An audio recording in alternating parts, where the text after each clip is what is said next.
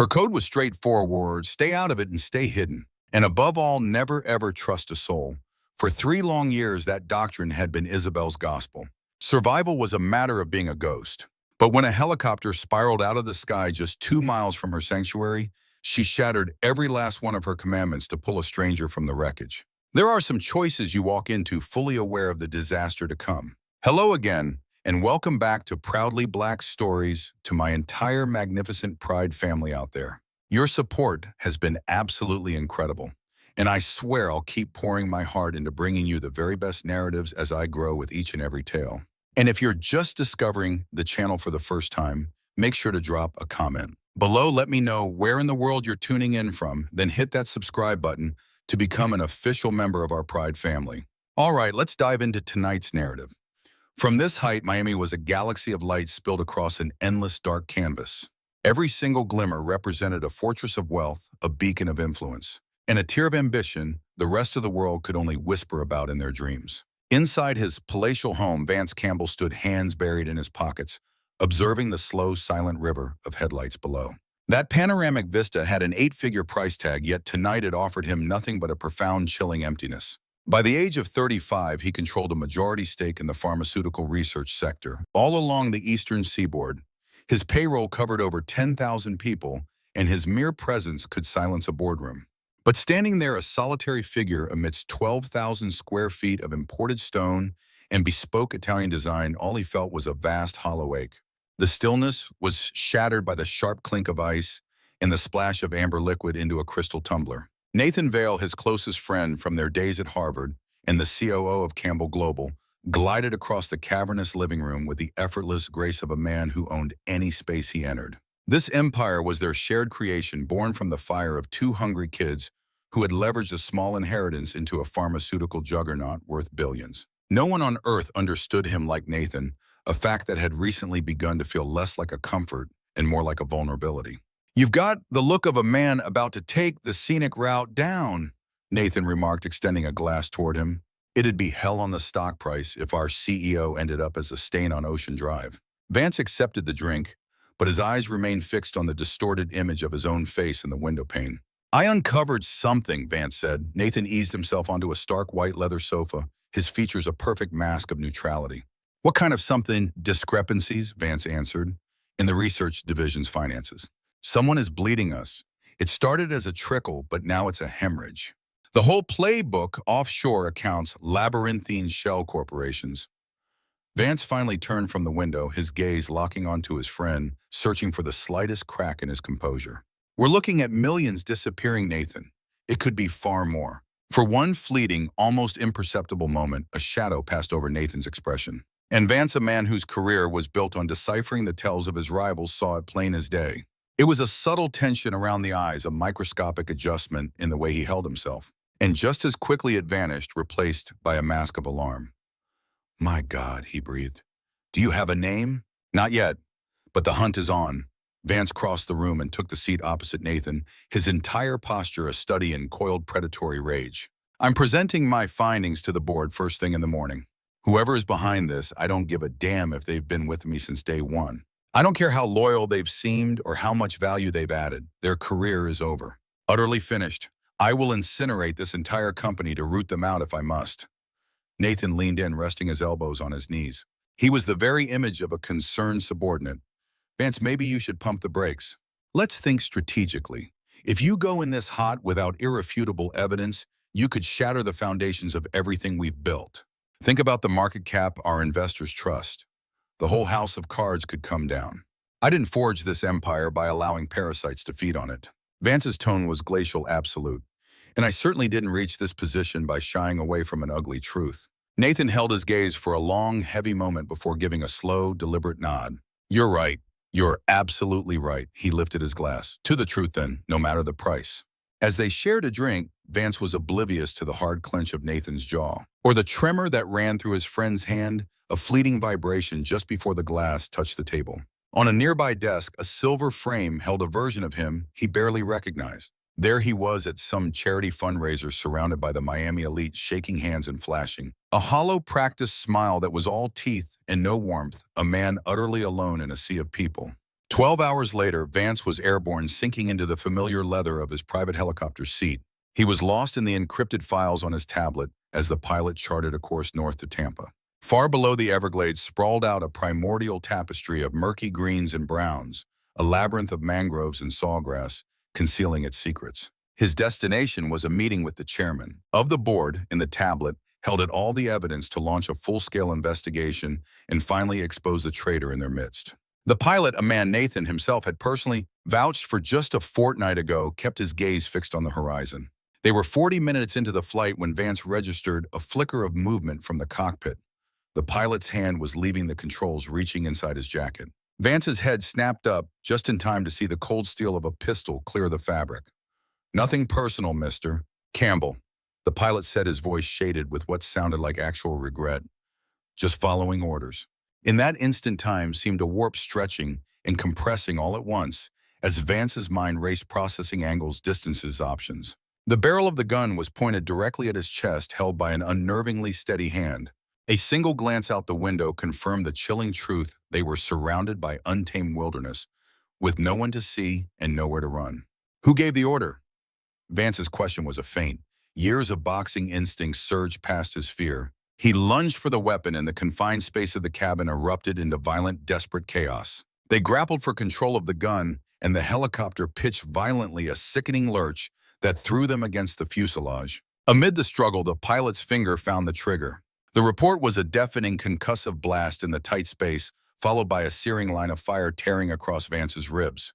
An inferno of pain ignited in his side, but a tidal wave of adrenaline propelled him forward. He slammed the pilot's wrist against the instrument panel once, twice, until the man's grip finally broke, and the pistol went skittering away. But the helicopter was now caught in a death spiral. The pilot's focus fractured between fighting for his life and trying to fly. Alarms shrieked their metallic warnings. Outside, the world was a sickening, tilted blur of green, rushing up to swallow them whole. Vance caught the look of pure terror in the pilot's eyes and understood the assassin had never planned on going down with the ship. Then the ground hit them. The impact was a cataclysm that blew his thoughts apart. There was only the shriek of tortured metal, the overpowering stench of fuel, and a final piercing agony in his skull before everything faded to black. Dawn crept over the Maka River like a secret painting, the water in soft strokes of pink and gold. Isabelle sat perfectly still in her small skiff, her eyes tracking the fishing line as it danced in the lazy current. At 29, she could have passed for younger, her unruly curls pulled back, her dark skin glowing in the nascent light. She was dressed for function, not fashion, in worn jeans and a simple tank top. No makeup, no jewelry, not a single artifact from the life she had systematically erased 3 years ago. Behind her, nearly consumed by the dense cypress trees, stood the converted boathouse that served as her refuge. It was a world unto itself, powered by solar panels she'd installed with her own hands, cooled by the river's breath, and so deeply isolated it was practically invisible, the perfect place for someone who needed to cease to exist. The sound, when it came, shattered the morning's tranquility. It was distant, but it was unmistakable.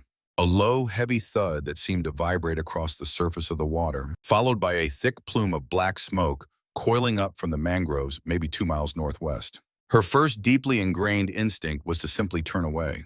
She had spent 3 years mastering the art of not noticing, of not getting involved, of remaining a ghost. Whatever was unfolding out there was none of her concern. With a practiced motion, she reeled in her line, gave the outboard motor a sharp pull to start it, and pointed the small vessel home. But the column of smoke was impossible to ignore, a thick, ugly stain against the pale morning canvas. And for Isabelle, despite every ghost she'd outrun, despite every hard-won reason, she had to remain a phantom, and she couldn't extinguish the part of her forged through 6 years of medical school and 4 more in the chaos of emergency rooms. The part of her that had sworn an oath. "Damn it all," she breathed, wrenching the tiller and steering the boat northwest directly into the trouble. The mangroves were a suffocating, twisted labyrinth. She navigated shifting, narrow channels where skeletal branches clawed at her hull and snagged on her clothes as she pushed deeper. The smoke was her beacon, and the butter smell, a toxic cocktail of jet fuel, melting plastic, and something else, something metallic and organic. She knew that scent from the ER. It was the smell of profound trauma, of a body in catastrophic crisis. The helicopter, or what was left of it, lay mangled in a small, scarred clearing where the suffocating growth thinned. The pilot was beyond any help, his form twisted into an unnatural angle that made her stomach clench. But then she saw another shape at the edge of the wreckage, half swallowed by mud and sawgrass. A man face down with one arm pinned by the mangled fuselage. A primal instinct for self-preservation screamed at her to flee. This was how you get caught. This was how a meticulously constructed new life was obliterated.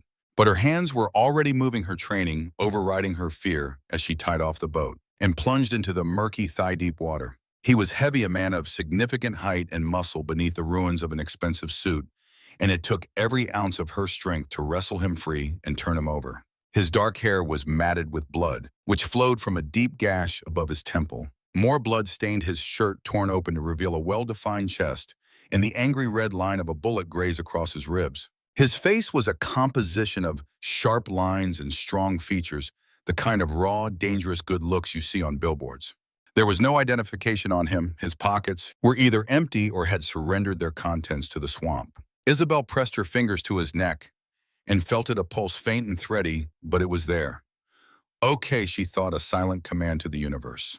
Okay, you are not dying on me. Dragging his dead weight to the boat was a brutal fight that left her gasping, soaked in sweat and foul river water. The journey back to her boathouse consumed another 40 agonizing minutes of careful navigation through the winding channels. Her mind raced the entire way. Police, Coast Guard, she had to call someone. But she knew she couldn't. Not without inviting questions she could never answer. Not without explaining why a highly trained doctor was living off the grid in a ramshackle fishing hut. And so she brought the danger home. Her boathouse was a converted fish camp, just a single large room on stilts over the water, with a sleeping loft and a bathroom she'd rebuilt with her own hands. It wasn't impressive, but it was clean and it was anonymous. She had a stockpile of medical supplies, antibiotics she had quietly amassed through dozens of cash-only visits to different pharmacies in different towns, never leaving a paper trail. She maneuvered him onto her bed, the only surface large enough, and immediately set to work. The bullet wound was a messy graze, painful certainly, but not a fatal threat now that she could clean and dress it properly. The injury to his head was far more alarming. With the same unwavering hands that once managed the relentless pressure of trauma shifts at Miami General, she shaved the area around the cut, irrigated it thoroughly, and began stitching the wound closed. A possible concussion, a potential skull fracture, or worse, an internal bleed.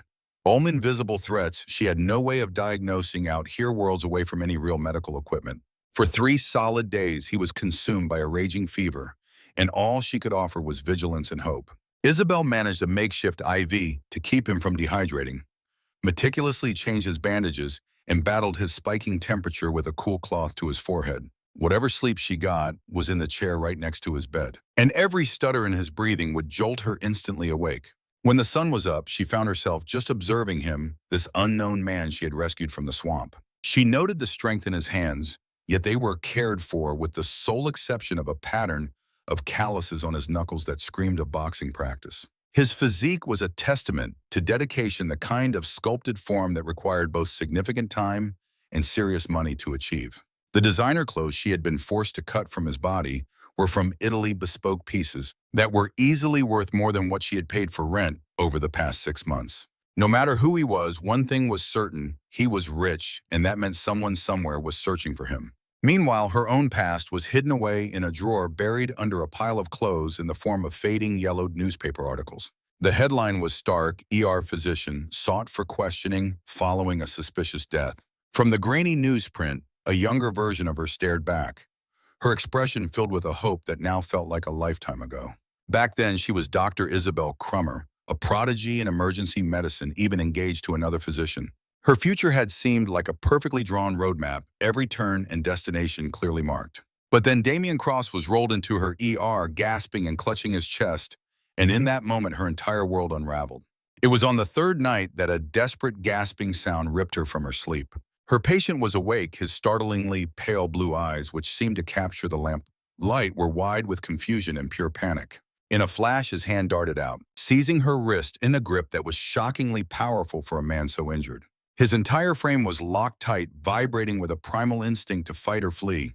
"Whoa, take it easy, you're okay," Isabelle murmured, her voice a practiced calm that masked the frantic hammering of her own heart. "You're safe. You've been in an accident. My name is Isabelle. I'm a physician. I've been looking after you." His hold on her didn't weaken. but she could see the raw terror in his eyes give way to something different, utter confusion. His eyes scanned the cabin's rustic walls and sparse furniture, then locked back onto hers. His mouth worked for a moment, and when the words finally came, they were a coarse whisper rough from days of silence. Where am I? This is my home. We're near the Maca River in Florida. You were in a helicopter crash. I managed to get you out, she explained, her voice deliberately steady and calming. You haven't been conscious for the last 3 days. He just stared, and she scrutinized his expression, searching for any glimmer of comprehension, any hint that a memory was surfacing. But the emptiness she found there made her chest constrict, not just with professional alarm, but with something more. A feeling she wasn't ready to confront. What is your name? He asked. Isabelle, Dr. Isabelle Nkrumah. No, he insisted, his voice cracking with the effort. Tell me, what is my name? The question seemed to hang in the still air, and a cold weight settled in the pit of Isabel's stomach. You don't know, she asked softly. His hand finally fell away from her wrist, moving tentatively toward the stitches on the side of his head. I can't remember, he stammered, shaking his head. I don't remember anything at all. His breathing hitched and accelerated as a new wave of panic crashed over him. My name, my home, whatever I was doing before, it's all gone, just nothing. An empty space. Why can't I remember? Isabelle shifted cautiously, perching on the edge of the bed. She was close enough to observe him, but kept a careful distance so as not to overwhelm him. It's because of the head trauma, she said gently. The injury you sustained was severe. Memory loss is fairly common with these kinds of injuries, especially after the high fever you were running. It's possible it will come back. Possible, he echoed, the word thin and uncertain. She met his gaze and saw a profound terror taking root there. It was a raw vulnerability that seemed to erase the age from his face, making him appear younger than the lines around his eyes suggested. I won't mislead you, she said, her voice steady. The truth is I don't have an answer. I'm not equipped to give you a full assessment here, but the good news is all of your vital signs are stable. Your recovery is progressing nicely. As for your memory, it might resurface in fragments, or it could rush back all at once. The mind often has its own timetable for healing. His gaze fell to the swathes of white gauze circling his chest and head, then to his own hands, which felt utterly alien to him. Who am I? He finally asked. I have no idea, Isabelle confessed softly. You weren't carrying any identification. But the clothes you had on were exceptionally well made. The timepiece on your wrist was a Patek Philippe, at least before the crash obliterated it. You're obviously a man of considerable means. I've kept the shortwave radio active, hoping to catch news of a missing person, a private jet crash. Literally anything that could be you. But up to now, there's been only static. Nothing, he echoed the word, a hollow sound in the room. Then his focus locked onto hers, and a flicker of something new ignited in his gaze. For the first time, looking past the fog of pain and disorientation, he was truly seeing her. You saved my life. I only did what anyone in my position would have. We both know that's a convenient lie. His voice was gaining resonance, and she could detect a sharp intelligence stirring beneath the confusion. It was the sound of a keen mind already assembling the scattered pieces of his reality. This place, it's isolated. You're completely off the grid, aren't you? You didn't call the authorities. You didn't take me to a hospital. You could have just walked away and my existence would have been erased. A sudden chill washed over Isabelle, compelling her to her feet to create a space that wasn't just physical. You need to rest. Your body has endured a massive shock. Why did you help me? His question caught her just as her hand touched the bathroom doorknob, freezing her in place. Her gaze drifted back to the striking unknown man lying in her bed as she offered him a fragment of the truth. Because I'm a doctor. It's my calling. In the days that followed, a rhythm settled over them, a routine so intimate it felt like a dangerous pretense of a life they didn't have. Her mornings began before sunrise with the quiet rituals of checking his pulse and temperature, of gently unwrapping and replacing his bandages. His recovery was astonishing, his body knitting itself back together, with the kind of deep-seated resilience that spoke of a lifetime of strength and vitality. His fever finally vanished completely on the 5th day. By day 7, he was not only sitting up and taking real meals, but also navigating the confined space of the boathouse with a growing, sure-footed confidence. Yet the landscape of his mind remained a total blank. That's when she began calling him River. It was partly a wry nod to where she'd found him, but mostly because a man needs a name, even a borrowed one. He took the name with a wry twist of his lips that shifted his features from merely handsome into something utterly breathtaking. River, he murmured, letting the name settle on his tongue. I imagine it could have been worse. They could have called you Swamp Thing, Isabelle retorted, earning a genuine laugh in return. The sound was rich and unguarded.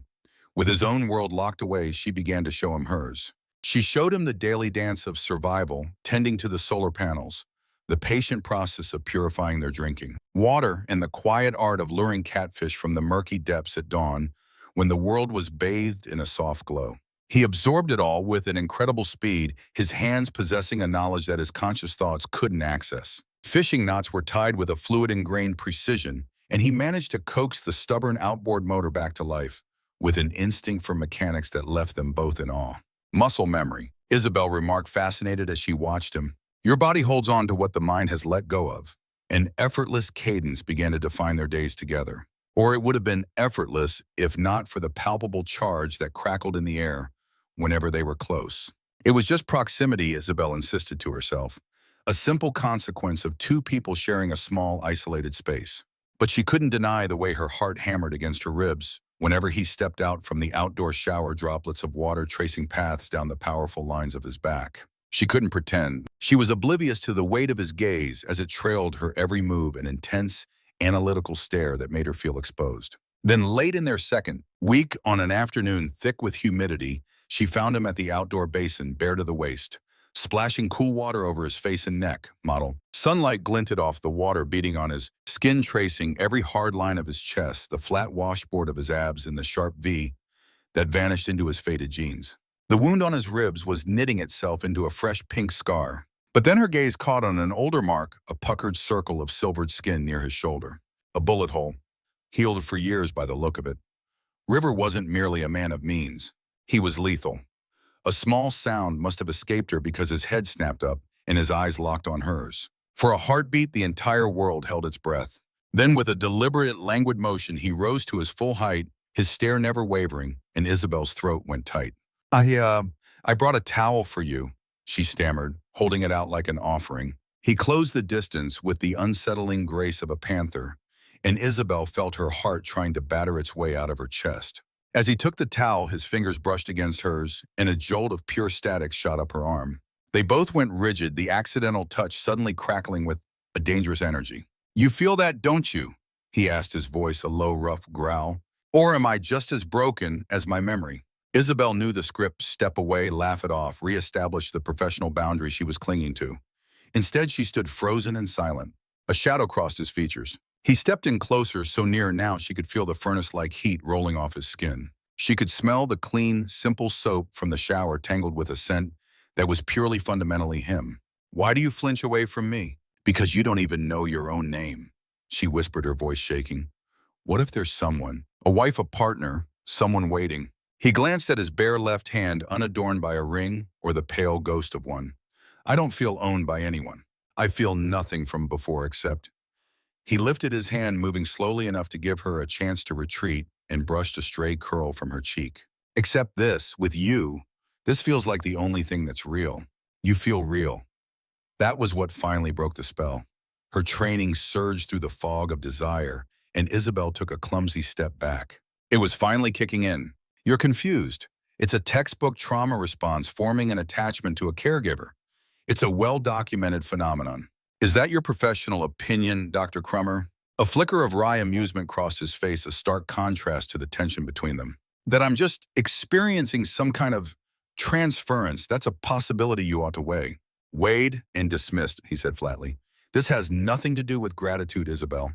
I have no words for what this is. My whole life before you is just gray static, but when I look at you, everything comes into sharp focus for the very first time. The raw conviction in his gaze was a physical weight on her chest. She desperately wanted to believe him, to erase the space between them, and just surrender to the gravitational pull she felt growing stronger by the hour. But she just couldn't.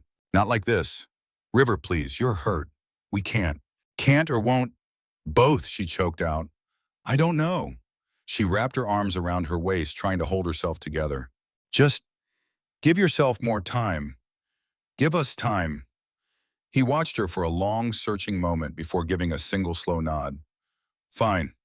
Time. I can do that. But the way he looked at her, as if she was the only star in his collapsed universe, screamed that all the time in the world wouldn't change a single thing. That night, Isabelle lay awake in her loft, staring into the darkness, listening to the restless sounds of river shifting in the bed below. She had insisted he take the main bedroom, taking the loft for herself. She needed the illusion of distance, even though it did absolutely nothing to silence the chaos in her mind. She was tempting fate, and she knew it. Each sunrise he was still there was another 24 hours closer to her whole world coming down. With every passing day, the fortress she'd built around herself fractured just a little more. The real terror, however, wasn't the external threat, it was the storm brewing inside her. For 3 long years, her entire existence had been pared down to the raw mechanics of staying alive. 3 years of recoiling from any touch, shunning all trust, and keeping the world at a distance so no one could ever get close enough to leave another scar. Then he appeared, this impossible, enigmatic man who watched her with an intensity that felt like she was the only source of light in his world, and the desperate urge to collapse into his arms was a physical ache. Sometime around 2 in the morning, a strangled cry pierced the silence. A nightmare. She descended the ladder from her loft to find him trapped in the bedding, his frame locked tight as he mumbled a torrent of incoherent words. The moment her hand met his shoulder, his eyes snapped open, vacant and frantic. "Hey," she murmured, her voice a low anchor. "You're safe now. It was just a dream." His gaze drifted, then slowly, painstakingly sharpened until he saw her. "Isabelle." He pushed himself upright, a trembling hand raking through his sweat-dampened hair. "I'm sorry, There was a person, a face that was almost familiar. The sound of shattering glass, and this overwhelming feeling of rage, of being betrayed. And just like that, it vanished. Sometimes the first fragments of memory surface in dreams," she explained carefully, choosing a spot on the bed's edge. "Maintain your distance," a voice inside her warned. "It's a positive sign, really." "It didn't feel positive," he countered, his voice raw before dropping to a whisper. "Please, stay, just for a little while. I don't want to be by myself right now." Every single instinct for self-preservation screamed at her to retreat up that ladder to rebuild the wall he was chipping away at. But instead, she heard herself agree, "Just until you're asleep." He settled back against the pillows while she remained poised on the mattress, a tense silhouette ready for flight. And then his hand moved through the dark, finding hers, his fingers weaving through her own. Isabelle's breath hitched in her throat. Holding hands, it was the simplest, most innocent of connections. Yet the heat radiating from his palm into hers, the soft certainty of his grip, the unspoken trust in that single movement, it began to dismantle something deep within her ribs. So they remained silent in the stillness. Their breaths fell into a shared rhythm against the backdrop of the river, gently washing against the pilings below. From somewhere in the cypress grove, an owl hooted into the night, and a perilous sort of tranquility began to descend upon Isabelle. It was the peace that comes with surrender, with the lowering of shields, with the quiet admission that the solitude she'd cultivated might have been a lie all along. She registered the moment his breathing grew deep and steady, the moment he finally succumbed to sleep. That was her cue to leave, to gently pull her hand away and climb back to the solitary safety of her loft. Instead, she stayed right where she was, their fingers still intertwined, and watched the shadows dance over his features until the first light of dawn turned the windows to gold. 2 weeks. It had been 2 weeks since she dragged his unconscious body from the mangled wreckage, and Isabelle finally conceded a terrifying truth: she was in deep trouble. This wasn't the familiar trouble of survival she'd known for the past 3 years. This was a threat of an entirely different and possibly more devastating nature. She was falling for River, this man, a blank slate, with no memory of his past and no guarantee of a future, was pulling her under, and she had no idea how to fight the current. Their days had found a rhythm and easy cadence that felt disturbingly like a partnership.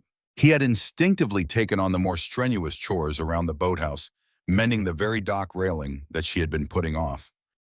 For months, securing the solar panel mounts and filleting fish with a deftness that hinted at a life lived with his hands. More than once she'd find him simply staring down at his own hands, a look of profound confusion on his face, as if he were trying to bridge the chasm between the skills his body remembered and the void where the memories of learning them should have been. The suffocating heat of the late Central Florida summer settled over everything like a weighted shroud. The heat was so suffocating that even the shade offered no relief, which is precisely why they found themselves submerged in the river on that blistering afternoon. Both of them were desperate to escape the oppressive humidity that felt as thick as water itself. Isabelle had on a plain tank top and shorts, her hair twisted into a messy knot on her head. River was only in his jeans, his upper body bare. A network of fading scars still traced across his skin, yet they did nothing to diminish the stark beauty of his form in the dappled light piercing the cypress trees. They had waded out into the current, finding a place where the cool water rose to their chests, and for a long moment, they simply stood in a comfortable shared silence. It was then that Isabelle glanced over and found his eyes locked on her. This wasn't one of the quick, stolen looks he'd been giving her for days.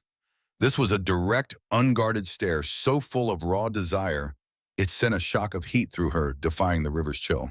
"You're staring," she managed to say, her voice emerging as a breathy whisper she hadn't intended. "I know," he replied, without hesitation, not even trying to look away. "I can't stop. You are the most magnificent thing I have any memory of ever seeing." Isabelle let out a small laugh despite the frantic fluttering in her chest. Quite a smooth line for a man with no memory. He moved toward her, the water parting around him in gentle waves, his gaze never once breaking from hers. "Isabelle, I'm fully aware I have no right to want you like this. I don't even know who I am. I might be a terrible person. There could be people searching for me. I could be completely wrong for you in 1,000 ways. Neither of us could possibly foresee," he began, just as she started to speak his name. But he just kept going, his voice a low, urgent current. "But I can't keep faking it anymore, pretending that I'm not falling completely and utterly for you. Every second you're near me, every time you smile, every accidental brush of your hand against mine, it feels like I'm being set ablaze from the inside. And I know you feel something too. I can see it in your eyes when you think I'm not paying attention." Her heart was pounding so violently she felt sure the sound of it carried across the water. "This is a mistake." "I know, but I have to hear from you if this is real, if you feel even a fraction of what I do," he murmured now, so close she could count the tiny droplets of water clinging to his eyelashes. "Tell me I'm the only one feeling this, and I promise I will back off. I'll maintain my distance. I will be whoever you need me to be. But please, Isabelle, tell me the truth, because not knowing is eating me alive." She opened her mouth, fully intending to list all the logical reasons. This was a catastrophic idea to lecture him about trauma bonding and the effects of isolation and how impossible it was to build something true on such broken ground. But all that came out was a choked whisper. I can't tell you that." And in an instant, the remaining space between them ceased to exist. He pulled her against him, and she gasped at the sudden, overwhelming sensation of his skin on hers, the hard muscle of his chest pressed against her softness. For one heart-stopping moment, they just stared into each other's eyes, the gravity of the threshold they were about to cross hanging palpably in the air. Then his lips crashed onto hers, and rational thought became an impossibility. It wasn't soft or questioning. It was a desperate, starved kiss, 3 weeks of simmering tension finally detonating between them. His mouth claimed hers as if he were suffocating, and she was his only breath of air, his hands weaving into her hair to hold her fast. Isabelle completely melted against him, her own hands instinctively exploring the powerful contours of his shoulders, the strong column of his neck, the sharp angle of his jaw. A deep guttural sound rumbled in his throat, part groan, part possessive growl as he lifted her, as if she weighed nothing at all. Her legs wrapped around his waist on pure instinct, and the new intimate angle pressed their bodies together in a way that ripped a simultaneous gasp from both of their lungs. She felt the hard evidence of his arousal against her, and her own body responded with a searing intensity that should have sent her into a panic. "Isabelle." His breath ghosted over her lips before his kiss traced a fiery path along her jaw, down the column of her neck, until he found that one hypersensitive place just beneath her ear that tore a whimper from her. "You have to tell me to stop, because if you don't, I'm taking you right here, right now." A tremor ran through her entire body. Every nerve was a live wire, and she was teetering on the absolute brink of total surrender. His mouth was working a wicked magic against the pulse in her throat. His hands clamped onto her thighs, lifting her, and in that moment she wanted nothing else but to fall, to let this wave crash over her, to abandon all thought and just exist in this feeling. And then her phone shrieked.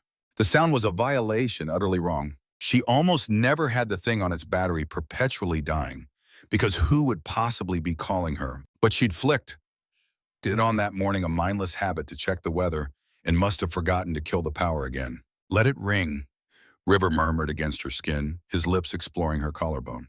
But the shrill tones sliced through the intoxicating fog of her desire. 3 years of hiding had sharpened Isabelle's survival instincts into a razor's edge, and they were screaming at her now. "Wait," she choked out. "Wait, stop." He froze instantly, his breathing ragged, his forehead falling to rest on her shoulder. Isabelle, I, just let me see what it is, she stammered, hating herself for shattering the moment. He set her down with an unnerving gentleness, and the warmth of his body vanished, leaving her instantly cold. She stumbled through the shallow water to the riverbank where her phone lay on a towel, and the sight of the screen turned her blood to ice. Emergency alert. Missing billionaire Vance Campbell, 35, remains missing 2 weeks after his helicopter vanished over the Everglades. Beneath the stark text was a photograph, a man in a brutally expensive suit at some gala, his expression radiating power, ice, and absolute command. It was a face she'd been studying for 2 weeks, though she had never not once seen it wear that particular mask. Pure business devoid of all warmth. It was River's face. "What is it?" he asked, his voice cutting through the water as he moved toward her. Isabelle's hands trembled as she turned the screen for him to see. I think this is you." Back at the boathouse, wrapped in towels, the electric tension from the river had been replaced by a heavy, stunned silence, while Isabelle frantically searched for anything she could on her phone's pathetic internet connection. And with every news article, every photograph, every single new detail, the man she knew only as River dissolved and was replaced by someone else entirely. Vance Campbell, the titan of a billionaire pharmaceutical CEO. He was the owner of Campbell Global, an empire valued at over $2 billion, 35 years old, single, and fiercely private. He was last seen getting onto his private helicopter bound for a business meeting in Tampa. That helicopter never landed. Investigators discovered only minimal debris, no survivors, and the official declaration was missing, presumed dead. This was me. He stared at the phone, at images of himself at opulent parties, in high-stakes board meetings, always imprisoned in a perfect suit, always wearing that cold, detached expression. This is who I am. According to this, yes, Vance Campbell, you practically own Miami. He kept scrolling through the photos, a shadow of deep unease crossing his features. I look absolutely miserable. Isabelle had seen it too. In every single picture, even when he was shaking hands or accepting some prestigious award, there was a steel wall around him, an isolation so profound it seemed like a choice. You look powerful, he murmured as if to himself. Powerful and completely alone. He suddenly stopped scrolling, his whole body going rigid. That man, I know him. The photograph showed Vance standing with another man, both smiling stiffly for the camera in matching dark suits. The caption identified them, Vance Campbell and Nathan Vale, best friends since college, who are revolutionizing the pharmaceutical industry. Nathan Vale, Isabelle murmured, reading from the screen, says here he's your chief operating officer and your best friend. I've seen his face in my nightmares. Vance's voice was a raw whisper, his expression darkening. Looking at him now, I feel this wave of anger, like I've been stabbed in the back. What if he's the reason? What if that crash wasn't an accident at all? Every medical instinct in Isabelle screamed to warn him about the tricks of a traumatized brain, how it desperately fills empty spaces with fiction. But she couldn't dismiss it. The helicopter was shot down. They had found a gun in the debris, and the memory of that bullet graze searing across his ribs was undeniable proof of an attack. We have to find out the truth, she said, her voice soft but firm. But Vance's thumb was already moving, swiping through his life until it froze on another photo. A breathtaking blonde draped in a designer gown was pressed close to his side at some lavish gala. The caption beneath it read, Vance Campbell and former fiancée Eloise Sterling, proving some splits can be amicable. A cold weight settled in Isabelle's gut. Of course you had someone. Vance's eyes were locked on the screen for what felt like an eternity. Isabelle found herself holding her breath, searching his face for any flicker of recognition, any hint that this woman held a piece of his heart. Finally, he dragged his gaze from the phone to hers, his blue eyes so intense they seemed to see right through her. I have no idea who she is. I don't have a single memory of her. It says you were engaged, Isabelle stated. Maybe I was, he conceded. But looking at this, it's like watching two strangers posing. I don't even recognize the man I'm supposed to be. They look like actors playing a part. He placed the phone face down, a decisive finality in the gesture, and closed the distance between them. But when I look at you, he murmured, his voice dropping low, I feel everything. It's like my soul remembers you even when my mind is a blank slate. Vance. The name felt foreign on her lips. What if I don't want any part of that life? He was so close now, she could feel the warmth radiating from his chest. His hands rose, cupping her face with a tenderness that stole her breath. What if this is all I want? Her immediate reaction was to pull back. You don't mean that. You're disoriented. You're disoriented. You've been isolated. This is a classic trauma response forming an attachment to your caregiver. Stop it, he cut in, his voice sharp with frustration. Stop treating me like a case study. Right now, you're not my Dr. Isabelle. You are the woman I am falling in love with. The confession hung between them, heavy and undeniable. Love. He had said the word. Love. A sudden burn of tears stung Isabelle's eyes. This was insane. Utterly, completely impossible. He was a magnate whose name was practically etched onto the Miami skyline. She was a doctor on the run, hiding out in a rundown shack. His world was one of corporate jets and pharmaceutical empires. Hers had shrunk to catching her own dinner and praying every day that her face wouldn't trigger someone's memory. They were from two different universes, and this fragile connection they'd forged in isolation would shatter the second it was exposed to the real world. You don't even know me, she whispered, the words tasting like defeat. Then let me, he shot back, his tone fierce. I want to know every single thing about you. Not the fugitive hiding from her past or the doctor who stitched me back together. I want to know you, the real you. And how could you possibly know anything about that? Because someone with your skill, with a heart like yours, you wouldn't be hiding out in the middle of nowhere unless you had a damn good reason.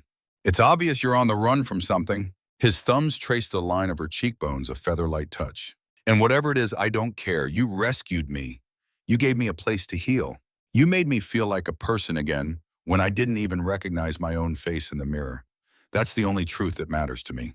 Isabelle squeezed her eyes shut, but it was too late to stop the tears from finally escaping, tracing hot paths down her cheeks. You'll regret all of this the second your memory returns, she choked out. When you remember who you really are. Then I'll just have one more thing to remember, he said, his voice unbelievably calm. Falling in love with you. And I can't imagine for a second that would ever be something I'd regret. His lips met hers, a gentle touch that tasted of salt and sorrow, a world away from the desperate hunger he'd shown her by the river. This was a promise, a claim, a quiet declaration that shattered the world between them. Isabelle melted into him, her fingers twisting into the fabric of his shirt, and for a single breathless moment, she let herself believe in the impossible. That this beautiful, fractured man might actually choose her over the corporate empire waiting for him back in Miami. When they finally drew apart, she pressed her forehead against his chest, anchoring herself to the solid, steady rhythm of his heart. Where do we go from here, she whispered.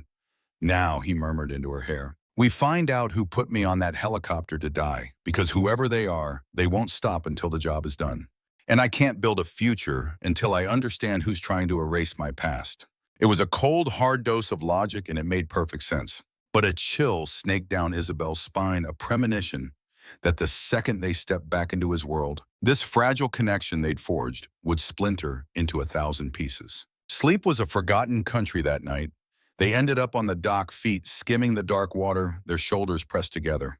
Isabelle found herself thinking of him as both men at once. Her survivor from the river and the stranger Vance Campbell sat beside her in silence for what felt like hours.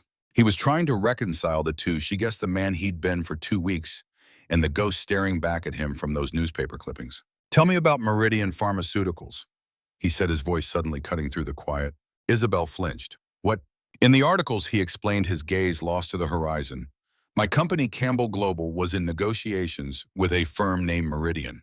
Ice flooded Isabelle's veins. Of all the corporate phantoms from his past, it had to be that one. Why are you asking about them? I don't know, he admitted. It's just a feeling, like a word on the tip of my tongue, something I know I'm supposed to remember. He turned to her, and even in the deep shadows, his stare felt like it could burn right through her. You recognize the name. I saw it in your eyes. Why? She should have lied. It would have been so easy to deflect, but she was drowning in her own secrets. And if they had any chance of being real, it had to be built on the truth. 3 years ago, she started, the words feeling like stones in her mouth. I was an ER doctor at Miami General. We got a patient one night, a pharmaceutical executive. His name was Damian Cross. He presented with all the signs of a heart attack, but he was declining way too fast. We threw everything we had at him, but nothing worked. He coded on my table. Vance's hand found hers in the dark, a silent command to keep going. Afterward, while I was buried in paperwork, I noticed inconsistencies. His blood work was lit up with compounds that had no business being in his system. They weren't any of his prescribed medications. So I started asking questions I shouldn't have, doing some research. It turned out Damian Cross was a senior vice president at Meridian Pharmaceuticals. I found enough to be certain he was poisoned.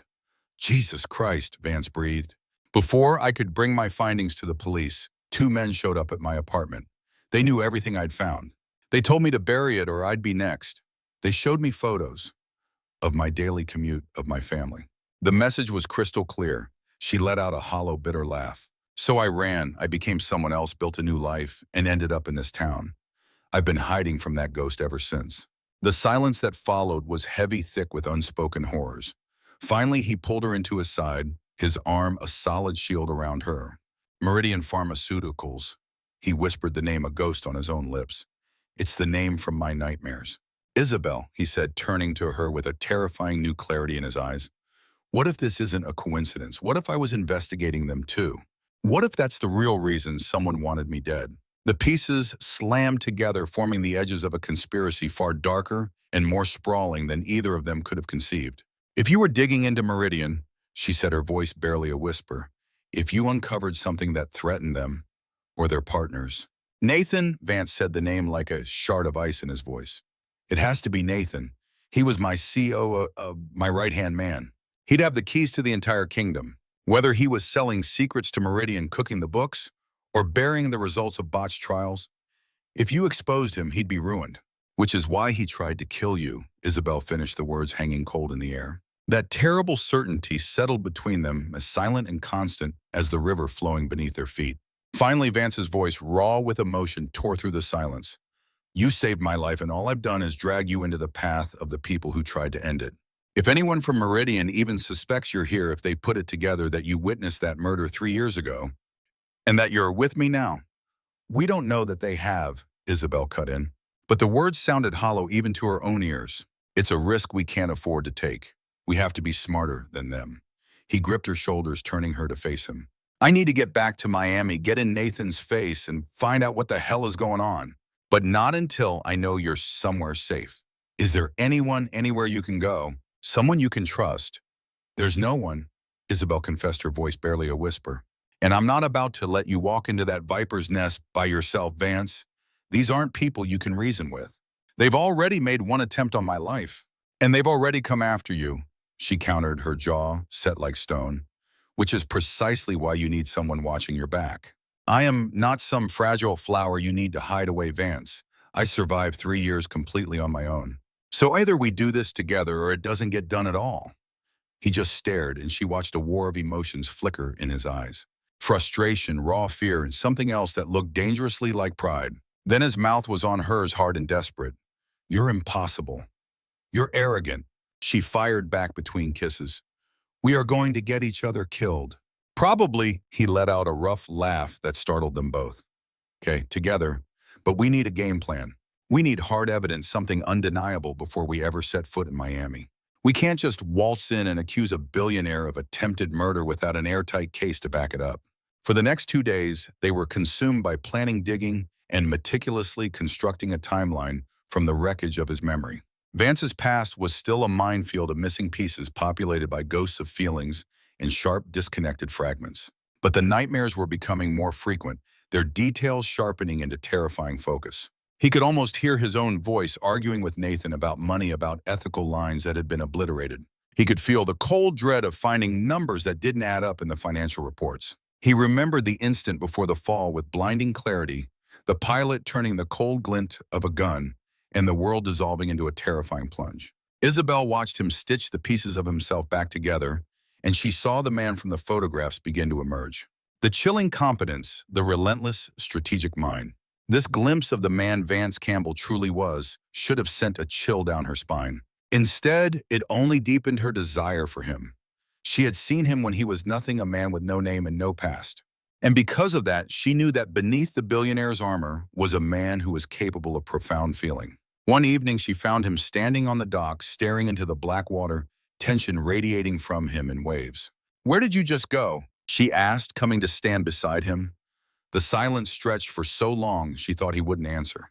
"To a thought," he said finally, "that I should take you to Miami, to my world. I need you to see what it's really like before you make up your mind about us." "I've already made up my mind." "You've made up your mind about River. the guy who fishes for a living and messes with solar panels. You don't know Vance Campbell, the man who built an empire on the back of his own ruthlessness, who treated people like assets to be managed, and viewed every relationship as a transaction. What happens when you meet that man and you can't stand him? Isabelle gently turned him to face her. Do you really see them as two different people? You can't just surgically remove a part of who you are. You're not one or the other. You are the man you once were and the man you're fighting to become. And her voice wavered before she found her resolve. I choose all of it, every part of you. His gaze bore into hers, searching for the truth. Why, he whispered. Because when you look at me, she answered, you don't see a ghost. You don't see who I was supposed to be. You don't see the wreckage I've left behind. You just see me, and it's been 3 years since anyone has. Her fingers trembled as she cupped his jaw. Because with you, I feel brave enough to finally step out of the shadows. Because the thought of going back to that emptiness, to that half-lived existence, it feels like I'm sinking. Isabelle. Her name was a reverent whisper on his lips before his mouth crashed down on hers.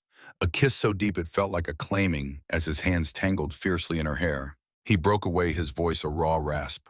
I need you. Not tomorrow. Not when I've finally pieced myself back together.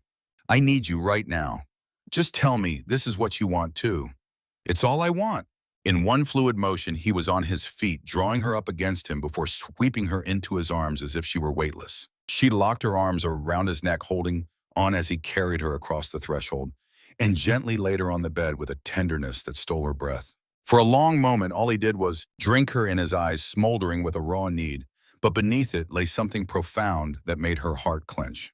Are you absolutely sure about this? He murmured, his thumb ghosting over her jawline, down the delicate column of her throat to the frantic pulse hammering at its base. Completely. You are with or without my memories. He confirmed, his voice low and certain. I have never been more certain of anything in my entire life. He moved beside her, his weight sinking into the mattress as he molded his body to the length of hers. My desire for you is so overwhelming I can barely function. Tell me what you want from me. Only you. I just need you. He then kissed her again, slowly and deeply, a kiss that felt timeless, defying the fragile, borrowed reality of their moment together. His touch was a revelation as his hands began their exploration, mapping every contour of her body, discovering the secret places that drew a sharp gasp from her lips. Isabelle answered with her own search, her fingers tracing the rigid planes of his back and the sharp angle of his hip, venturing lower. A low groan was swallowed by her mouth the moment her touch found him through the rough denim, his body arching into hers with an involuntary jolt. Clothing became a forgotten casualty shed in a flurry of desperate hands and punctuated by gasps of breathless laughter. When only raw heat and undeniable need separated them, Vance stilled once more, pressing his forehead to hers, their breaths mingling in the charged air. That initial contact, bare skin to bare skin, sent a jolt of pure electricity through them. He moved against her, over her, and finally inside her, and all rational thought shattered into oblivion. All that remained was pure sensation, the exquisite friction, the relentless build of heat, and the gravelly timbre of his voice in her ear, whispering how magnificent she was, how flawless, how she was the very substance of his dreams. She became an extension of him, her limbs twining around his body, pulling him impossibly closer until the boundaries between them blurred, and she finally surrendered to the fall.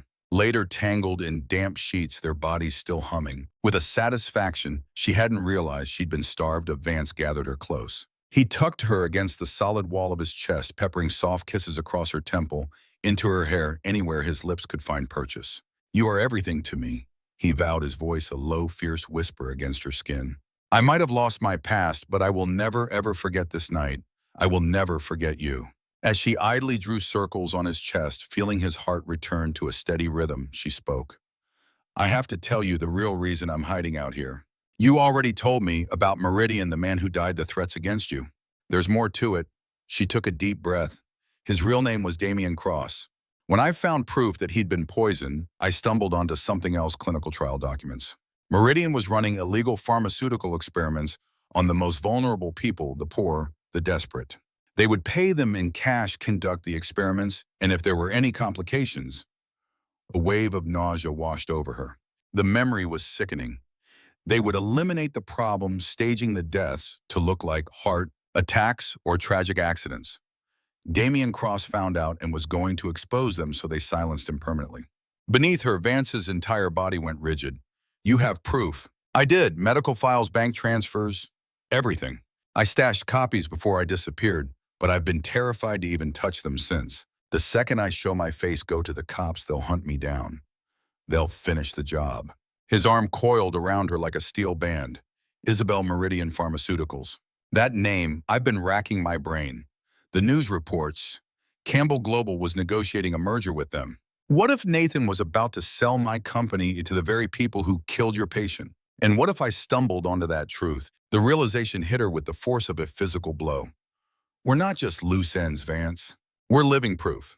You saw what they did 3 years ago, and I got too close to exposing them right before they tried to kill me. If they ever connect us, find out we're talking. Isabelle's voice was devoid of all emotion. We're dead. In one fluid motion, Vance reversed their positions, looming over her, his eyes blazing. No, I will not let that happen. Do you hear me? I only just found you.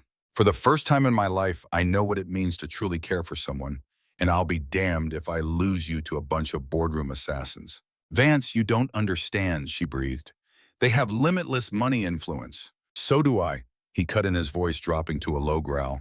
And in that moment, she finally saw him, not the survivor, but the billionaire titan who had forged an empire from nothing. I have assets they can't even imagine. Markers I can call in fail-safes. You don't build what I've built by being a soft target. They took their shot at me once. They missed. Because you were there, he murmured, his lips brushing hers. Now it's my turn to save you. Let me be your shield. Isabelle's pride screamed at her to refuse to tell him she could handle herself. But the cold truth was that for 3 years she'd been a ghost, living in fear, flinching at every shadow. And now this man, this utterly impossible, beautiful man, was offering to be the wall between her and the demons that hunted her. How could she possibly say no? All right, she breathed out the word, barely audible. Together. I promise, he vowed, his voice thick with conviction. Together. When we get through this, I'm taking you away. Somewhere completely off the grid. A place where you can finally breathe. And I will spend the rest of my days erasing every last trace of fear you've ever felt. She actually believed him. It was a leap of faith that would either be the saving of her or the most foolish mistake of her life. But pressed against him, his heartbeat a steady rhythm against her own, Isabelle made a choice. She chose to trust, to hope, to finally let herself fall for the man who had shattered her lonely existence and rebuilt it into something new. Beyond the boathouse, the night symphony played on, the chorus of frogs, the hum of insects, the constant hushed murmur of the river. Within its walls, they clung to one another, two shattered souls, trying to piece together a future from the fragments of their pasts. And for this one night, in this one moment, it was more than enough. Dawn broke with a cruel sort of peace, golden light spilling through the boathouse windows as if the world hadn't just been turned on its axis. But it had. Everything was different. Isabelle woke up tangled in Vance's embrace, the warmth of his breath, a gentle caress on her skin.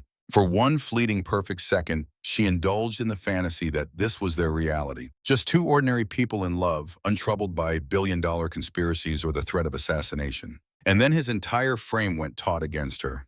"We've got company!" He hissed, his voice a low warning as he disentangled himself, already grabbing for his jeans with a practiced economy of motion that hinted at a kind of combat readiness she had never witnessed in him before. 2 cars. No, maybe 3. I can hear the tires on the gravel drive. A block of ice formed in Isabelle's stomach as her heart hammered against her ribcage. The access road was little more than a ghost of a trail, a route so forgotten, most people would never find it. You didn't end up out here by mistake. She threw herself out of bed, pulling on clothes as 100 desperate possibilities flooded her mind.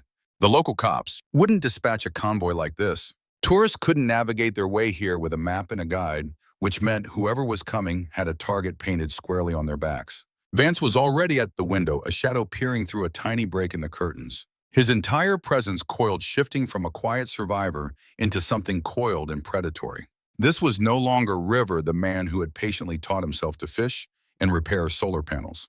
This was Vance Campbell, and in that chilling transformation, Isabelle saw the raw force that had carved out an empire. "Black SUVs," he said, his voice low, "the professional kind.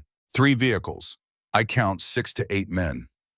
"Cops," Isabelle asked, though the word felt hollow even as she said it. "Mercenaries," he corrected, his jaw set like stone. expensive ones. They heard the engines die, followed by the crisp, synchronized sound of doors opening and the heavy grind of boots on loose gravel. Vance moved to block the door, putting his body between Isabelle and whatever was about to breach it, and she saw his hand wrap around the hilt of a fishing knife, the only weapon they possessed. It was a pathetic piece of steel against what sounded like a trained kill team, but his grip was iron, his stance a fortress. When the knock came, it was terrifyingly polite. Mr. Campbell, a man's voice called, cool and professional through the wood. My name is Kane. I'm head of security for Campbell Global. We've been looking all over for you, sir. We are here to take you home. Vance's eyes locked onto Isabelle's, an entire lifetime of warning passing between them in a single silent glance. Trust no one. Stay with me. And be ready to bolt. Kane, Vance called back, his voice transformed now, resonating with cold, hard authority. I remember your face, and I damn sure remember how I ended up on that helicopter. And it wasn't some goddamn accident, so you'll understand if I'm not exactly eager to take a ride with you. A weighted silence followed. Then Kane spoke again, and Isabelle could almost hear the condescending smile in his voice. Sir, you've experienced a massive trauma. It's only natural for you to be confused, maybe a little paranoid. But Mr. Vale has been absolutely shattered by your absence. The entire company is reeling. Just let us bring you home. Let us get you the proper medical care you need. Nathan Vance spat his name like poison, and Isabelle could feel the heat of his rage through the floorboards. Nathan tried to have me executed. I remember everything, Kane. The offshore accounts, the Meridian back deal, all of it. The next silence stretched longer, heavier. When Kane's voice returned, the professional veneer had evaporated. Mr. Campbell, I have a clear directive. You can come with us on your feet, or we can make this considerably more difficult. The choice is yours. Vance glanced at her, and she could see the frantic calculus in his eyes, weighing impossible odds, cycling through unwinnable scenarios. They were trapped, outgunned, with no escape route except into the unforgiving river and mangrove swamps hunted by trained professionals. They would be run down in minutes. What about the woman? Vance yelled. Dr. Nkrumah saved my life. She isn't involved in any of this. Our directive includes Dr. Nkrumah. Kane stated, his voice flat and final. And Isabelle's blood turned to ice. They knew her name. If they knew, Nathan knew. And that meant Meridian knew everything. There's no need for anyone to get hurt if you both cooperate. Vance turned to her, his voice a desperate, urgent whisper that was for her alone. The instant I move, you run for the boat. If you can't make it, get to the river, lose yourself in the mangroves. Go as deep as you possibly can. Don't look back. I am not leaving you, Isabelle hissed back. You don't have a choice in the matter. If they take us both, we are dead men walking. If you get out, at least one of us has a chance. He cupped her face, his touch, a raw mix of desperation and command. Isabelle, please, just this once, let me be the one to protect you. Before she could form a single argument, Vance ripped the door open. Kane was framed in the doorway, looking every bit the professional. His voice had suggested, a man in his 40s with a rigid military posture and eyes that seemed to strip away all defenses. Behind him stood 5 other men in full tactical gear, their hands resting on their weapons, poised but not yet drawn. I'll go with you, Vance said, stepping onto the porch to block the view of her. But she's staying. She has no connection to Campbell Global, to Nathan, or to any of this. Kane's gaze flickered past him to Isabelle, and for an instant his stoic expression wavered. It wasn't sympathy, but it was something uncomfortably close. I'm afraid that's not an option, Mr. Campbell. We have explicit orders concerning Dr. Nkrumah. What orders? Vance demanded, his voice dropping to a low growl. What the hell does Nathan want with her? That information is not for me to share. Now, this can be simple or it can be difficult. It's your call.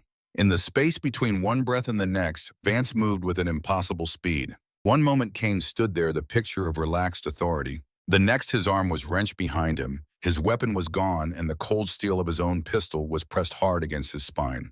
The security detail instantly raised their firearms, but Vance had already turned Kane into a human shield. We have a new plan, Vance hissed, his voice utterly lethal. You're all going to let us walk to that boat. If anyone even thinks of stopping us, your commander gets a bullet through his spinal cord. Do you all understand me? Isabelle's medical mind instantly visualized the result: permanent paralysis, a catastrophic, life-ending injury. She wanted to scream at Vance that he wasn't capable of such a thing, but the look on his face, cold, merciless, and utterly alien, silenced her. To his credit, Kane remained composed. You won't shoot me, Mr. Campbell. That is not the man you are. You want to gamble your ability to walk on what kind of man you think I am? Vance jammed the gun harder into his back. Isabelle, get moving. Now. She ran, snatching her emergency bag always packed because the paranoia that ruled her life had kept her breathing this long. She could hear Vance backing down the porch stairs, keeping Kane locked against him in a grim embrace. The other men tracked their every step with their weapons, but none of them fired their training, preventing them from risking their commander's life. They actually made it to the boat. Isabelle jumped in, her hands shaking as she turned the key for the outboard motor. Vance shoved Kane away with brutal force and leaped into the boat just as she slammed the throttle forward. Bullets immediately tore through the water around them. It was controlled fire meant to disable the engine, not to kill, but it was terrifying all the same. Vance ducked low, returning fire with short, precise bursts to keep their heads down. And then they were gone, swallowed by the twisting mangrove channels where no vehicle could follow. "Are you insane?" Isabelle shrieked over the roar of the motor. "You could have gotten us both killed." "They were never going to shoot while I had Kane," Vance shouted back, checking his weapon's ammunition with a practiced economy of motion that screamed he'd done this 100 times before. "And they don't have orders to kill us outright.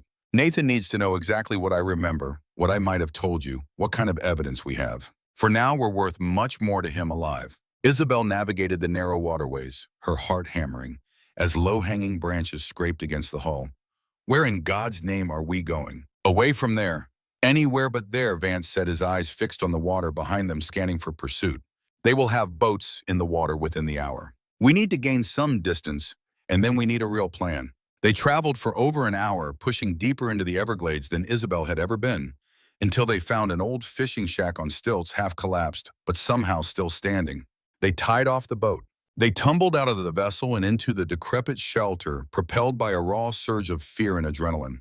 The hovel offered little more than 4 decaying walls and a leaky roof cluttered with forgotten fishing gear and refuse. But it was concealment, it was solitude, and at that moment it was everything they needed.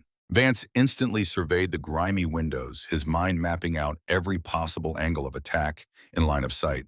The strength fled from Isabelle's limbs, and she collapsed to the dirt floor, her body finally giving in to the shock. "They said my name. It wasn't random. They knew precisely who I am." In an instant, Vance's tactical focus melted away, replaced by a deep, urgent concern as he turned to her. He closed the distance between them and enveloped her in a fierce embrace, holding her as if to shield her from the world. "I know. I am so sorry, Isabelle. God forgive me. I led them straight to you." She buried her face in his shirt, desperately inhaling his scent to ground herself against the frantic hammering in her chest. "This isn't your burden to carry. Rescuing you was my choice.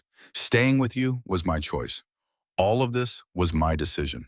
You made that choice without knowing the true price." He leaned back just enough to see her, his hands gently cupping her face. "But I give you my word, on my very soul, I will see you through this, no matter the cost."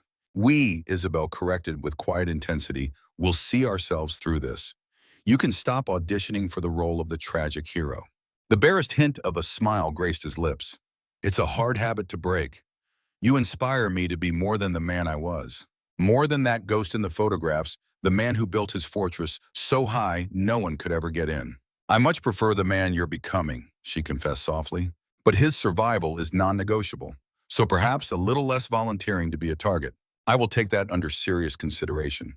He pressed a kiss to her forehead that was both tender and full of reverence. His lips trailed to her cheeks, the bridge of her nose, and at last found hers. The kiss was a collision of sweetness and desperation, a stark affirmation that they were still breathing, still together. That hope was not yet lost. When they finally parted, the satellite phone Vance had snatched from the boathouse buzzed insistently with an incoming alert. He drew it out, his brow furrowing as he read the screen. A news bulletin. Nathan just wrapped a press conference announcing the Meridian Pharmaceuticals merger.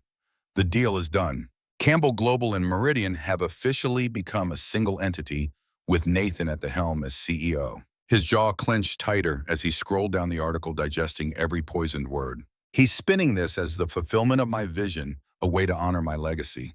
That bastard is building an empire on my grave." Isabelle took the phone from his hand, her own eyes scanning the report. "Hold on, you need to see this." Buried in the merger's fine print was a program called Project Renewal, pharmaceutical trials targeting impoverished communities in rural Florida. Their gazes locked, the horrifying realization dawning on them both. "They're planning to do it all over again," Isabelle whispered. "Those illegal experiments that murdered Damian Cross and God knows how many more. They're about to scale up the operation." And they'll use the resources and sterling reputation of my old company as a shield for their atrocities. Vance shot to his feet, pacing the tiny shack like a trapped wolf. We have to shut this down. We have to expose all of them. And what's our proof? The evidence I gathered is buried, and even if we could reach it, we'd have to come out of hiding. The second we break cover, they'll be on us. So we forced their hand. That predatory, calculating glint had returned to Vance's eyes. We possess the one thing they cannot afford to lose.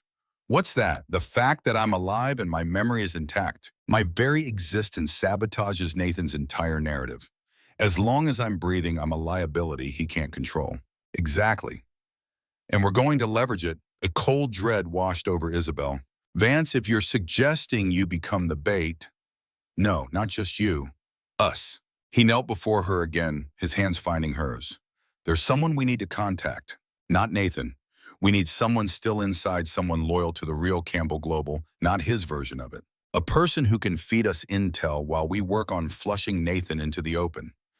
His eyes unfocused for a beat. Who? Eloan, my ex-fiancée. We kept things civil after the split. She has her own wealth, her own influence. She's not a woman Nathan can control. A hot spike of jealousy flared through Isabelle, and she fought to conceal it at the prospect of relying on his stunning ex. She failed. Are you absolutely certain she can be trusted? Vance read her tone instantly, a flicker of understanding in his eyes as Isabelle stared back at him. I have no memory of our engagement. I can't recall loving her or even having any strong feelings for her at all. For all I remember, we could have barely stood the sight of each other. But my gut, my instincts are screaming that she's brilliant, utterly ruthless, and hates being made a fool of. If Nathan screwed her over in this deal, she'll be out for blood. So we're staking our lives on the fury of a woman scorned. He raised an eyebrow. You have a better plan. She didn't. Isabelle fished out her own device, the burner phone she'd relied on for 3 years, and pressed it into his hand. Then make the call. But if this blows up in our face, if she sells us out to Nathan, we disappear. Again, Vance stated, his voice flat. And we don't stop running until we find another way to strike back. Because I meant every word I said last night.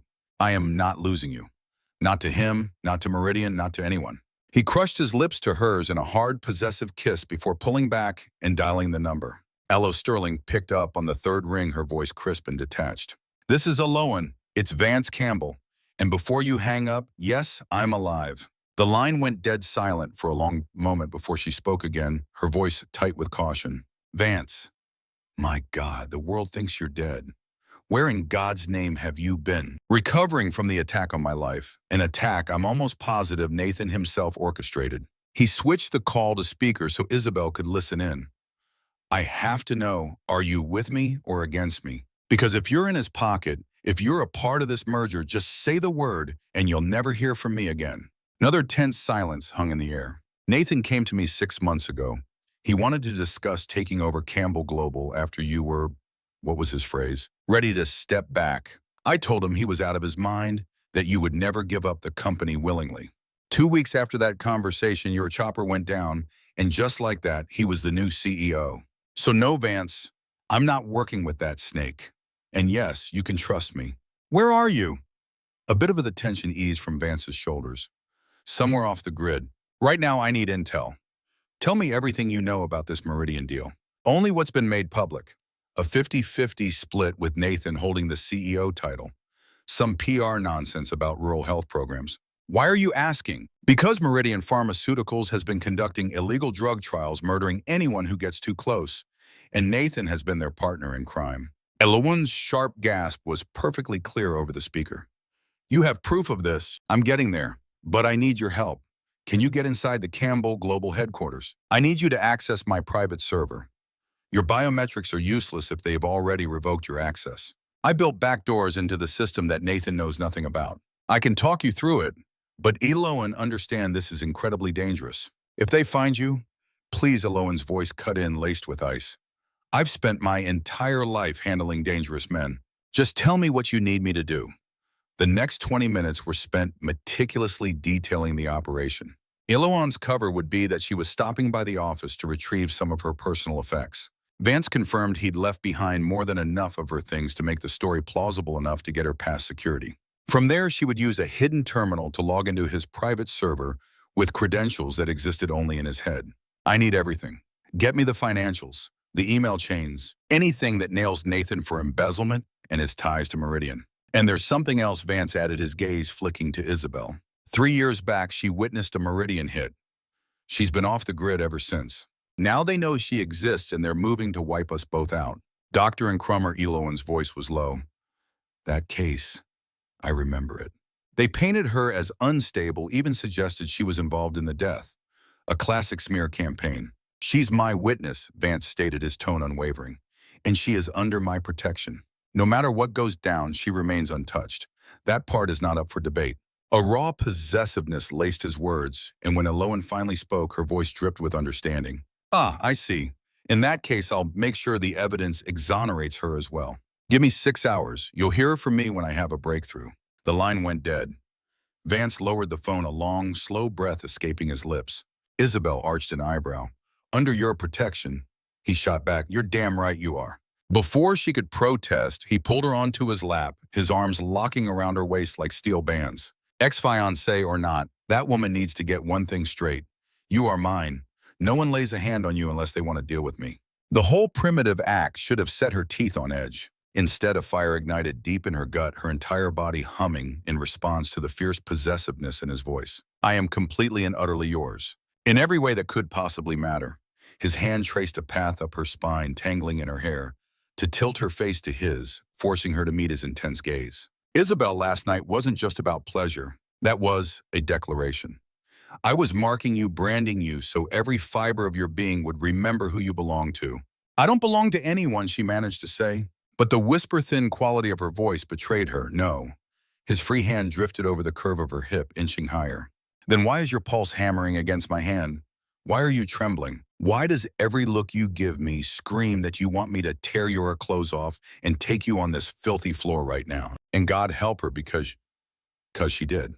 Even with danger closing in, all she craved was his touch, the desperate need to feel alive, connected, claimed. We can't do this now. Eloan is digging up proof. Nathan's crew is hunting us. We have 6 hours until that phone rings.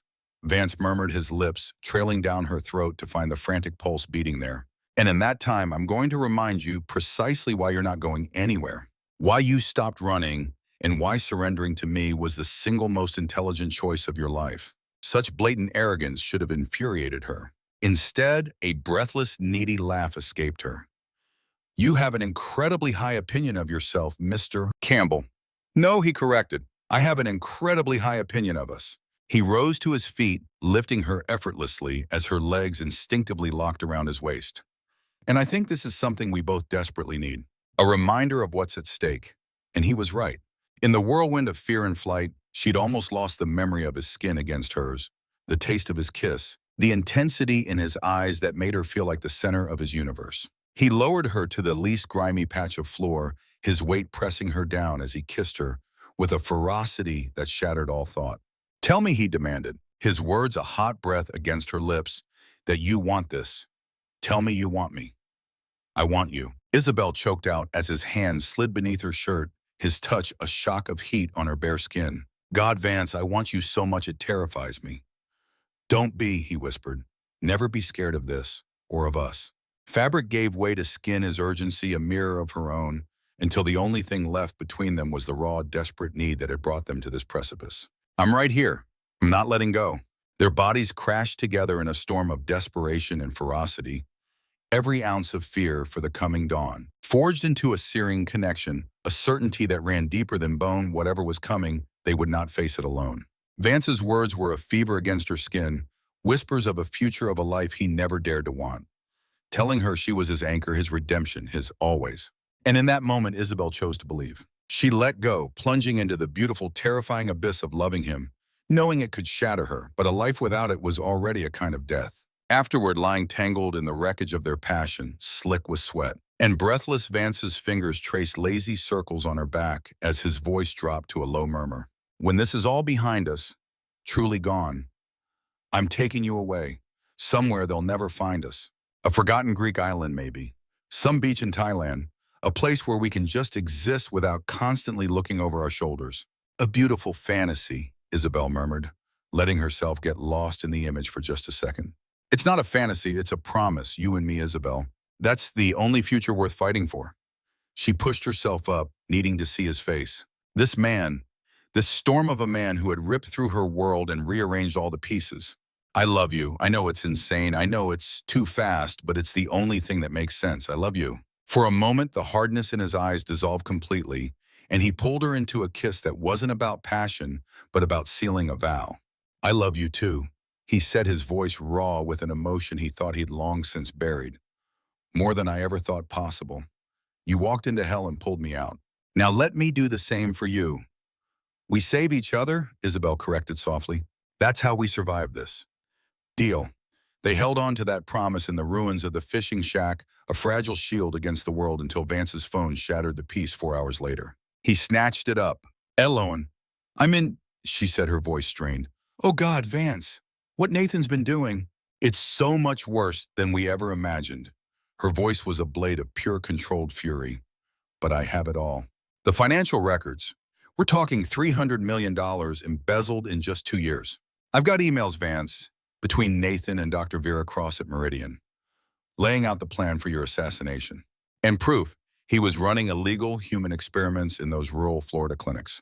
He was buying silence, at least 30 deaths, Vance, 30 people buried as natural causes. Isabelle gasped, her hand flying to her mouth.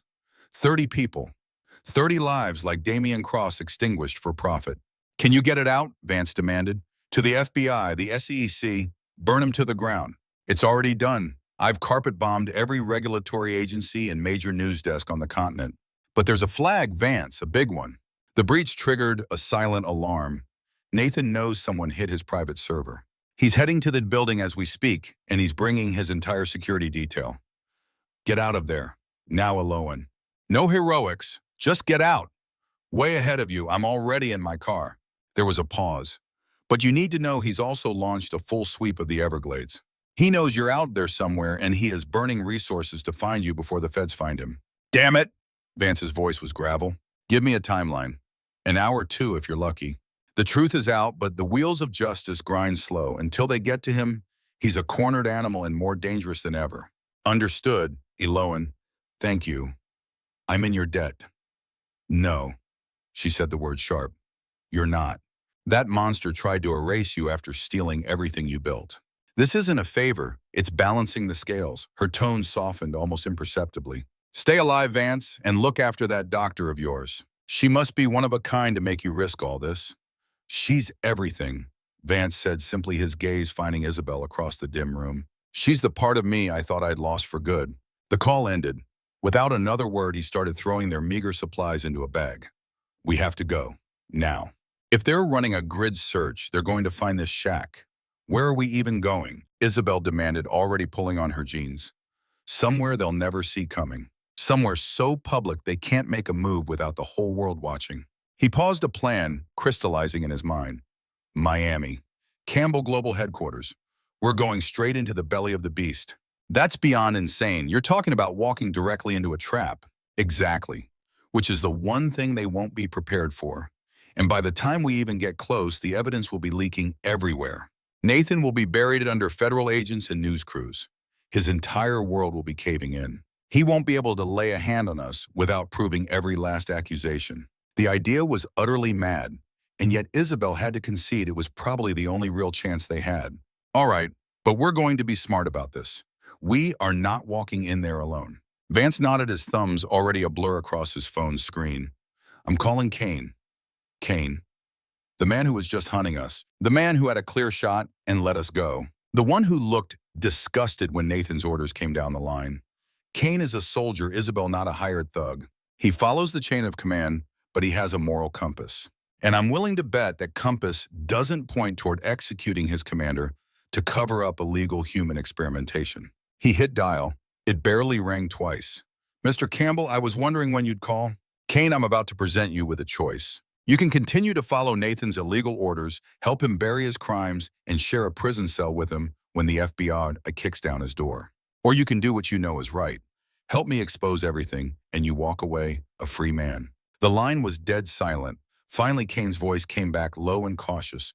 What crimes are we talking about exactly? Embezzlement, first-degree murder, and illicit human trials that have resulted in at least 30 deaths. It's all on file, and it's all being transmitted to every federal agency in the country as we speak. Nathan is finished, Kane. The only thing left to decide is if you're going down with him. The silence stretched on. Isabelle could practically feel the gears turning in the man's head, loyalty warring with honor, a lifetime of orders clashing with his conscience. What do you need me to do? Kane's voice was strained when he finally spoke. I need safe conduct into Campbell Global Headquarters. You order your team to stand down. You let me and Dr. Nkrumah walk right through the front door. Once we are inside, you will stand with us as witnesses until the authorities arrive. Nobody gets hurt. Everybody goes home. And when Nathan screams at you to stop me, you tell him you're done taking orders from the man who tried to murder his own brother in arms. An edge of steel entered Vance's voice. I've read your file, Kane. I know who you are. United States Marine Corps, 2 tours in Afghanistan. Honorable discharge. You are not some gun for hire. You are a soldier. It's time to act like one. A long, slow exhale hissed over the phone. Where are you on the road to Miami? We will be at the main entrance in 90 minutes. Will you be there for us? Affirmative. I'll be there. And Mr. Campbell, for what it's worth, it's good to know you're still breathing. You have no idea. We'll see you soon. They reached the skiff, weaving it back through the tangled mangroves to where Isabelle's ancient pickup truck was hidden under a canopy of leaves. The entire drive to Miami was suffocatingly tense, their heads on a constant swivel, watching every car, every shadow, just waiting for Nathan's men to appear. But the interstate remained clear, and then slowly the Miami skyline rose to meet them, a forest of glass and steel that burned in the afternoon light, and a chilling sense of finality washed over Isabelle. This was, at the end of the line, they would either walk out of that tower free, or they would be carried out in bags. Vance must have felt her fear. He reached over the center console and threaded his fingers through hers. Whatever happens in there, I need you to know. Meeting you, falling in love with you. It's the best thing that ever happened in my life. It doesn't matter if I remember everything or not. Stop, Isabelle whispered, her voice choked. Don't you dare talk like this is the end. This isn't goodbye, he said softly. It's me telling you that I love you. And it's me thanking you, he continued, for showing me there was a reason to fight, not just to stay alive. She could only grip his hand tighter, the words trapped behind a wall of emotion in her throat. In downtown Miami, the Campbell Global Headquarters clawed at the sky, a 40-story monument to ruthless ambition sheathed entirely in reflective glass. To Vance's clear astonishment, his old security code still granted them access to the executive garage, where they took a private elevator directly to the 40th floor. Kane was waiting for them in the reception area, flanked by 3 of his men, their firearms holstered but immediately apparent. Mr. Campbell, Kane acknowledged with a slight nod. Kane, thank you for this, Vance said, grasping the man's hand. Save your thanks, Kane warned. Mr. Vale is already in the building, as is Dr. Vera Cross from Meridian. They've taken over your old office, and my gut tells me they know this whole situation is about to implode. The feds are on their way. They have the building surrounded, but they're waiting for someone with clear authority to make the actual arrests. The fact that you're not dead creates a legal nightmare for them. Then let's go make things simple, Vance retorted. Vance strode toward his former office with Isabelle at his side, while Kane and his team formed a protective diamond around them. The entire 40th floor was a testament to stark minimalism, an expanse of corporate luxury that screamed of obscene wealth. Vance cut a path through the familiar space, as if he still belonged there, which in truth he did. With every step, his entire demeanor transformed. By the time he stood before the corner office doors, the haunted survivor was gone, replaced by the cold, commanding presence of a billionaire CEO. He didn't bother to knock. He simply swept the door open and entered, as if he owned the very air inside.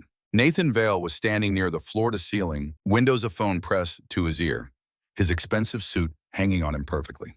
Beside him stood Dr. Vera Cross, a woman in her 50s whose sharp features were matched only by the intelligence in her eyes. Both of them spun around at the sudden intrusion, and the look of pure, unadulterated shock on Nathan's face was so profound it bordered on farce. Vance, Nathan breathed, the phone slipping from his grasp to clatter on the floor. You're alive. Disappointed? Vance's voice was unnervingly pleasant. I imagine I would be if I'd just spent 2 weeks believing I'd gotten away with murdering my best friend. Vera's eyes narrowed instantly, her mind calculating every new variable. Mr. Campbell, there were rumors of your survival, but we dismissed them as erroneous. This is unforeseen. I'm sure it is, Vance countered. Almost as unforeseen as the moment the FBI cuffs you both for corporate embezzlement conspiracy to commit murder and running illegal human trials. Vance advanced deeper into the office. Isabelle remained welded to his side, hyper-aware of Kane and his men guarding their backs. "Oh, tell me," Vance began, his voice dripping with condescension. "Did you actually think I was oblivious? Did you believe that bringing down my helicopter would simply erase all of your sins?" Nathan struggled to regain his composure, his face a sickly white. "Vance, you've obviously suffered a massive trauma. The crash, that head injury. Your mind isn't right. Let me call for a doctor. We can straighten all of this out later." "Don't even try it, Nathan." Vance's voice was a blade of ice. "And do not insult my intelligence by feigning concern. I remember it all, Nathan. Every dollar of the embezzlement you were so certain you'd buried. I remember your backroom deal with Meridian selling off my research division for their monstrous experiments. And I remember you trying to have me killed the moment I uncovered it. Every last detail." "You have no proof of any of that," Nathan blustered, but his eyes had already shifted, calculating the odds. He looked dangerous. "On the contrary, he has all the proof he needs." The voice came from the doorway. Elowen Sterling entered immaculate in a designer suit and holding a glowing tablet. "Well, well, Nathan, savoring your last moments of freedom." A dark scowl twisted Nathan's features. "Elowen, of course! I should have known you'd be sniffing around." "Oh, you absolutely should have," she replied, a bright, dangerous smile on her lips. "Especially considering I just delivered a comprehensive digital record of your entire criminal enterprise to the FBI, the SEC, and every major news network that matters. The financials, the internal emails, the falsified trial data, it's all there. This is over." Vera's hand twitched, drifting toward her purse, but Kane was a blur of motion. "Keep your hands where I can see them, Doctor." Now. Two of Kane's men glided into position, flanking Vera and Nathan with a silent practice efficiency that left no room for doubt. Through the panoramic windows, Isabelle watched the night erupt in a silent storm of red and blue as a convoy of official vehicles swarmed the entrance below. "It's over," Vance stated, his voice a low final rumble. "You already lost Nathan. This was finished the moment you decided to put a price tag on human lives." Nathan's eyes locked onto his former friend, and for a fleeting instant, a flicker of something that looked like regret danced in their depths before vanishing. "I helped build this place, you know that. It wasn't just your vision. I bled for this company, just like you sacrificed just as much. But it was always the Vance Campbell show, wasn't it? Your name etched onto the building, your damn face on every magazine cover. And I was just the COO, just the number two.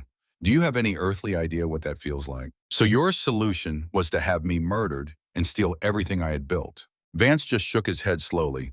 "That's not ambition, Nathan. That's just pathetic." "You couldn't possibly understand," Nathan spat, his voice cracking as his composure finally shattered. "You never let anyone in, never trusted a single soul. You always had to have absolute control. Working with you wasn't a partnership. It was a monarchy. I just wanted what I had earned." What you'd earned, Vance's laugh was a harsh, bitter sound. "You siphoned off hundreds of millions of dollars. You sold our research to a syndicate that performs illegal experiments on impoverished people. You tried to put me in the ground. And all for what? For money you didn't even need for power you could have had for the asking." "I earned it." Nathan roared, his face a mask of pure rage. "I earned every last damn cent of it." "Then you should have had the courage to take it honestly." Vance surged forward, the icy control he'd maintained finally cracking open. "You were my brother, the par. One person on this planet I trusted without question, and you put a hit on me. Can you even begin to fathom that kind of betrayal? About as well as you can fathom what it felt like to live in your shadow for 15 years, Nathan screamed back. The door suddenly exploded inward. A flood of federal agents in tactical gear swarmed the room.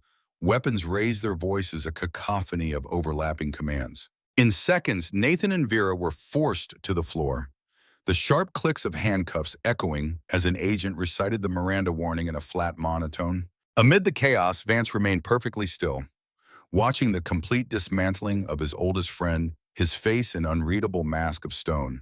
Isabelle drifted to his side and her fingers found his. He gripped her hand like a drowning man clinging to a lifeline. "Mr. Campbell."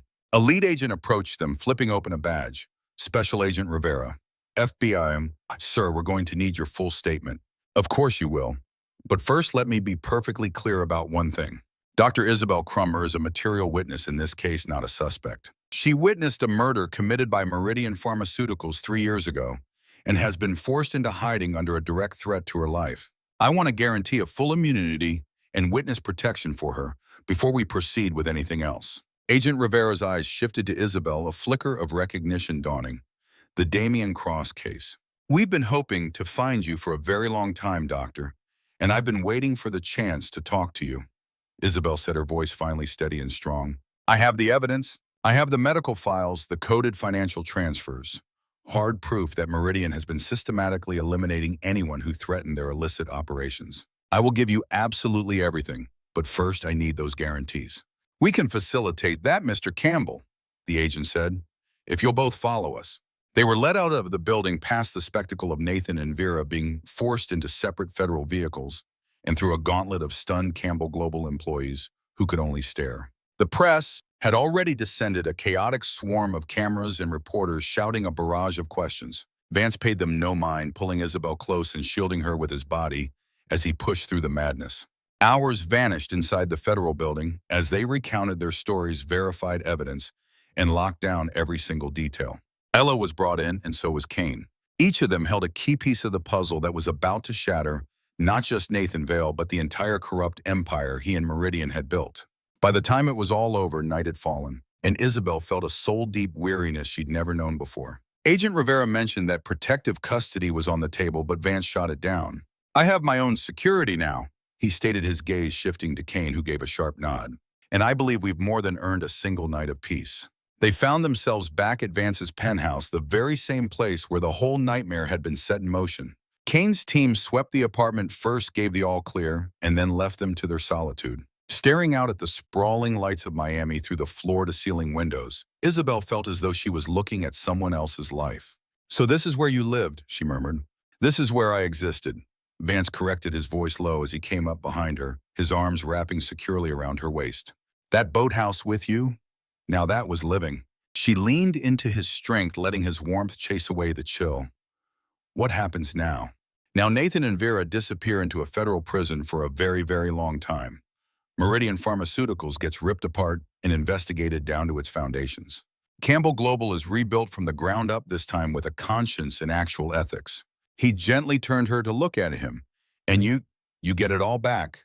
Your medical license, your good name, everything they stole from you. I don't want my old life back, Isabelle confessed, the certainty in her own voice surprising her. I don't even know what I want anymore. Everything's different. Then we'll figure it out, together. He framed her face with his hands, his thumbs gently stroking her cheeks. I meant every word I said about taking you away. Greece, Thailand, pick a spot on the map. We can just disappear for a while. Let all of this fade into the background. It would just be us without this constant weight on our shoulders. You'd honestly walk away from all of this. She motioned to the opulent room the city sprawled below them. Your kingdom in a heartbeat. Because you taught me something vital, Isabelle. You taught me that success without connection is just a very expensive form of loneliness. And I'm finished being lonely. He kissed her, then a soft, profound promise. So yes, I'm going to restructure this company, put people I trust at the helm, and then I am taking the woman I love on the trip of a lifetime. Assuming, of course, that she'll have me. Isabelle felt the prick of tears, but this time they were the good kind. Are you asking me to run away with you, Mr. Campbell? I'm asking you to build a life with me. No running, no hiding, just living. Really living the way we did on that boat. His confidence gave way to a raw vulnerability. I know it's fast. I know we've only had a few weeks, but Isabelle, when I think about my future, you are every single part of it. So what I'm asking is, will you give us a real chance? No conspiracies, no danger. Just you and me finding out what we can be. Instead of using words, she answered him with a kiss, pouring everything she was feeling into it.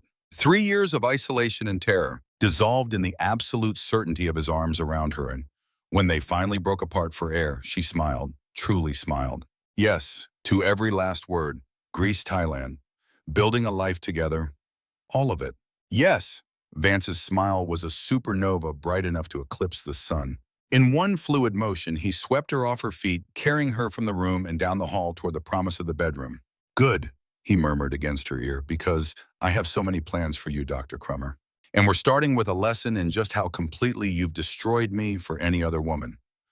A soft chuckle. Destroyed you. Isabel's laugh was a melody against his chest, her arms tightening around his neck.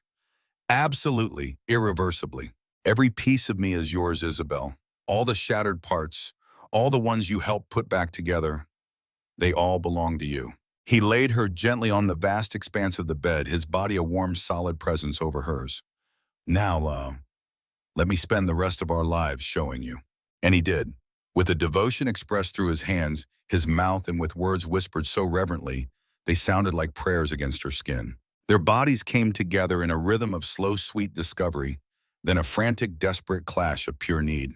Then it gentled once more, a tender exploration of souls finally free from the shadows that had hunted them for so long.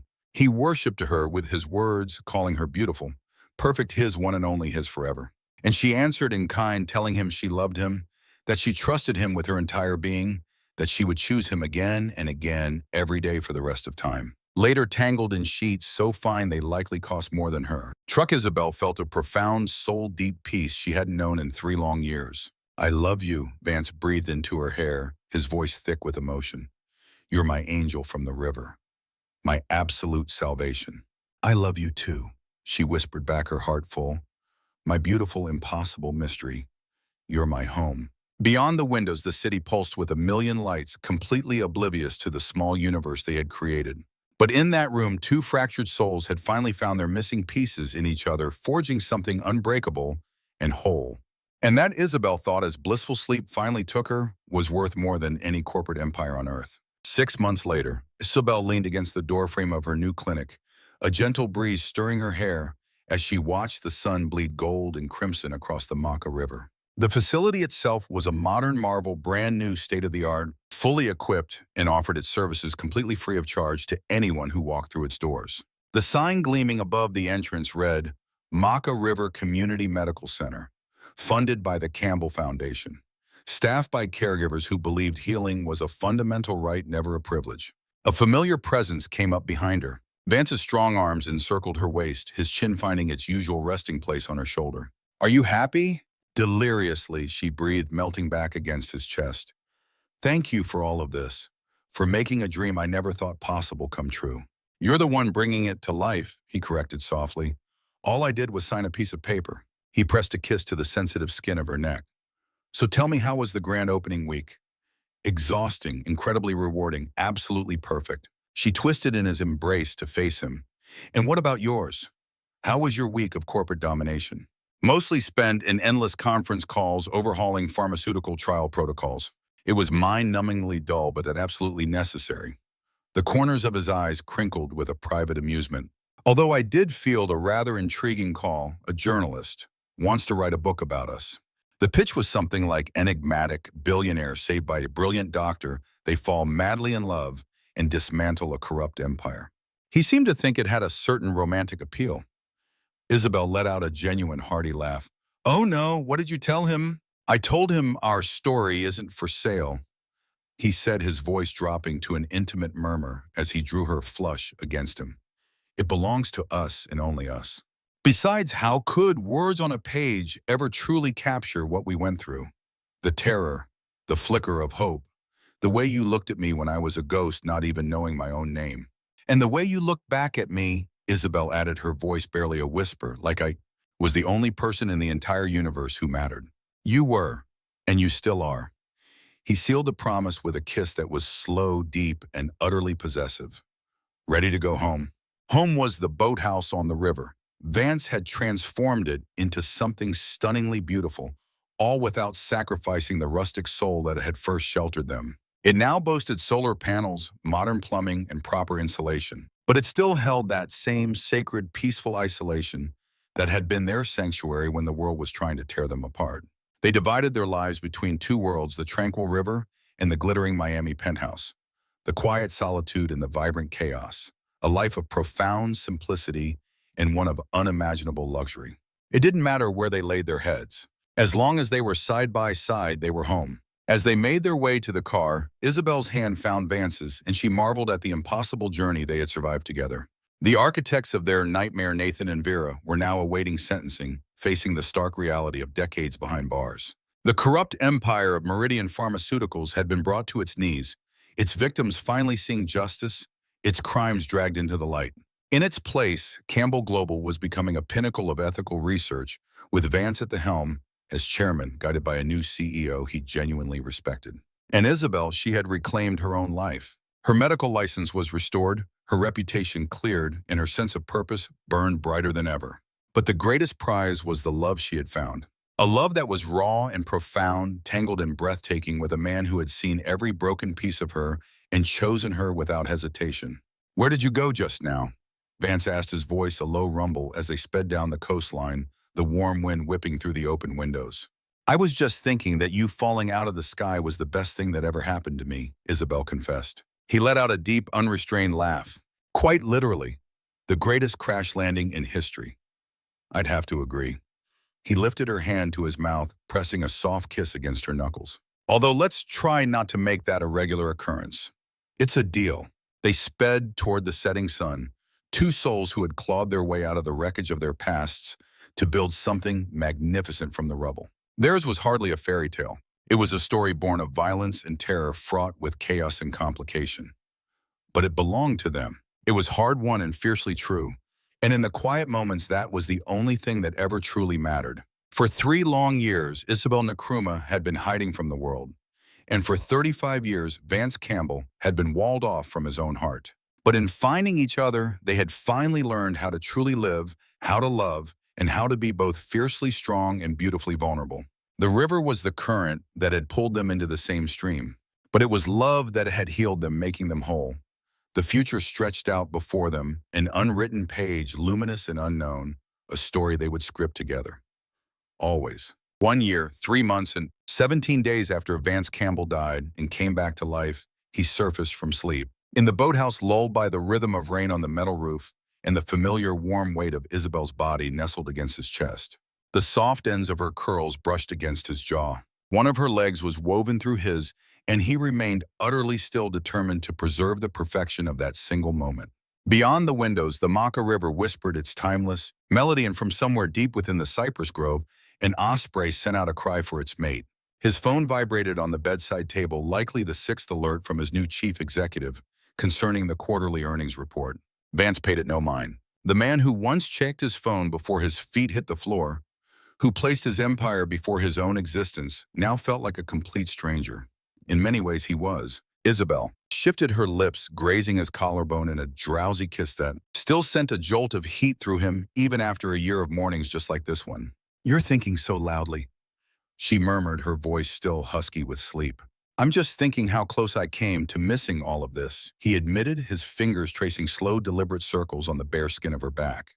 "If that chopper had never gone down, if you hadn't been out on the river that morning, I'd still be that hollowed-out suit you see in old pictures." "Was fishing," Isabelle playfully corrected, tilting her head back to meet his gaze with those sharp, dark eyes that never failed to steal his breath. "I was fishing, past tense.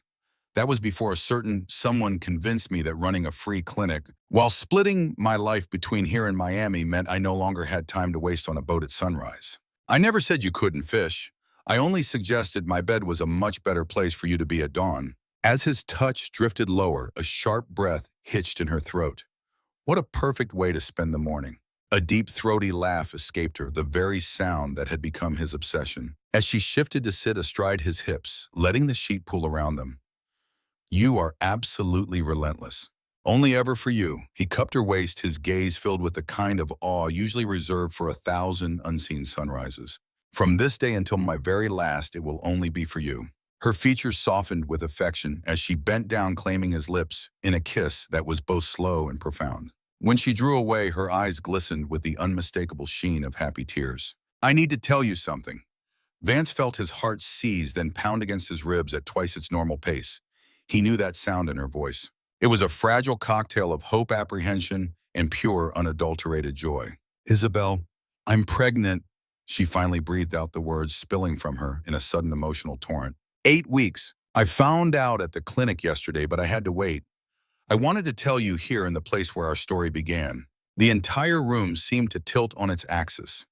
Vance eased himself into a sitting position, guiding her with him, his hands gently cradling her face. We're having a baby. A child of our own." "Yes!" She confirmed, the tears now flowing freely as a radiant smile broke through. I know this wasn't in the plan that it all happened so fast, but Vance, this is what I want. I want a life with you, all of it. He silenced her with a kiss, a fusion of salt elation and the taste of their entire future. When he finally found his voice, it was raw and fractured with emotion. For 35 years, I was utterly convinced I was incapable of loving anyone, that I was too fractured, too emotionally frozen, too scarred by the past. Then you dragged me from a literal swamp and showed me that being broken just creates space to rebuild into something stronger. You taught me that hiding from the world isn't really living, Isabelle whispered, resting her forehead against his. You showed me that sometimes the most terrifying leap, opening up your heart, is the only one that truly matters. Our child is going to have some serious questions about how we met, Vance chuckled. And he felt her laughter vibrate against his chest. Mommy pulled Daddy from a helicopter wreck and they fell for each other while dodging assassins. A perfectly average how we met story. Completely normal. He echoed, his hand finding its way to her still flat abdomen with a sense of sacred wonder. My God, Isabelle, I love you. I love you so much it honestly scares me sometimes. Just then the downpour outside softened to a gentle patter and the first golden rays of sun pierced through the clouds. Vance gently guided Isabelle back down onto the mattress, pulling her flush against him, sinking his breath to the rhythm of her heart. Far away in Miami, his company was now creating life-saving medicines, healing the world instead of harming it. And somewhere out in the heartlands of Florida, Isabelle's clinic was a beacon for those the system had left behind. But right here in this converted boathouse, where a hollow man had learned to feel again, a new life was just beginning. Thank you, Vance murmured against her hair. For what? For going fishing that day. For having the courage to rescue a complete stranger. For giving me a reason to become a better man than I ever thought I could be. Isabelle tilted her head, her eyes luminous. And thank you for quite literally crashing into my world. Their shared laughter filled the room, the sound of two souls who had discovered one another in chaos and built a fortress of love from the rubble. Outside, the river continued its timeless journey to the sea, a silent witness to their new beginning and the promise of every tomorrow yet to come. The end. Were you captivated by Vance and Isabelle's journey? Tell me your favorite part of their story in the comments and rate it from 1 to 10. I can't wait to share my next one with you. All my love. Model.